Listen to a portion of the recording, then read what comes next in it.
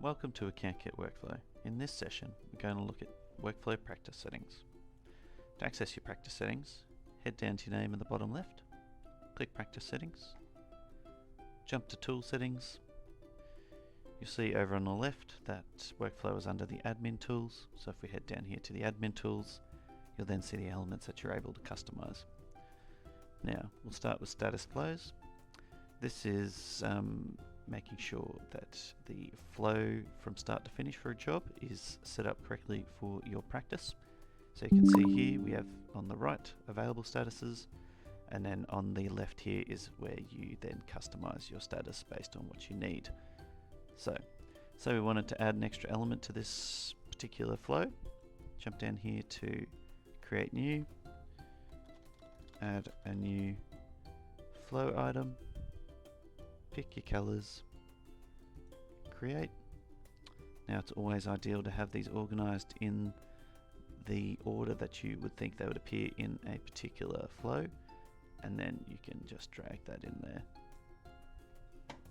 And that's how you add a new item to status flows and then update the status flows that you have within your practice. So next we'll look at workflow types.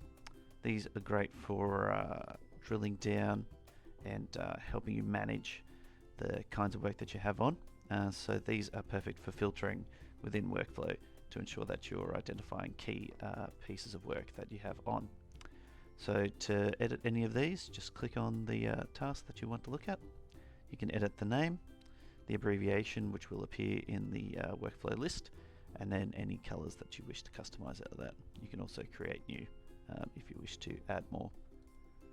So next we'll look at priority flags. This is great for setting priorities for staff. So on a weekly and daily basis, this can be great for managing what work you need staff to work on, and then the less important tasks that they can deal with once their priority work is completed. Next is user roles. So here, this is how you can assign staff to repeating tasks and just to regular tasks. So you'll see here we have 3 with locks on them. So these are system roles that can't be edited or deleted.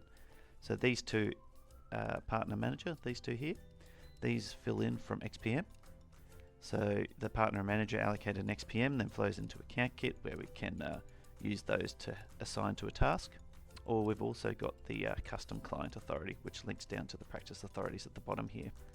And what that allows you to do is customize further to the partner manager to then allocate various staff that would be preparing various different jobs, say FBT or BAS work for a particular client. Now these other roles here, these are placeholders for when you create a task in workflow, so not necessarily a repeating task. And then what will happen is this will open a window when you go to create a task and say that there's been a senior accountant assigned to this job, and then from there you can select the relevant staff to be allocated to that job or that job to be completed. So now we jump down to the practice authorities. As we mentioned before, this is great for drilling down for the repeating tasks. So in here, say we click on the activity statement, what this allows you to do is then you can pick the available timings that you would be doing for a certain task. So say for an activity statement, you'd have your monthlies and your quarterlies and your annualies potentially. So this then allows you to group your clients for repeating tasks based on the frequency in terms of how a particular task repeats. So we see here that tax return is always going to be annual, so that will only have the annual one selected. And then what you can do then is when you set up your repeats, which we'll go through in another video, this will then allow you to target the particular client or client groups, and then also allows you to associate a role and a staff member with that particular job. Now that's all for practice settings for workflow, but if you have any questions, feel free to reach out to the team here. Alternatively, check out our other videos around workflow, and we'll see you in the next one.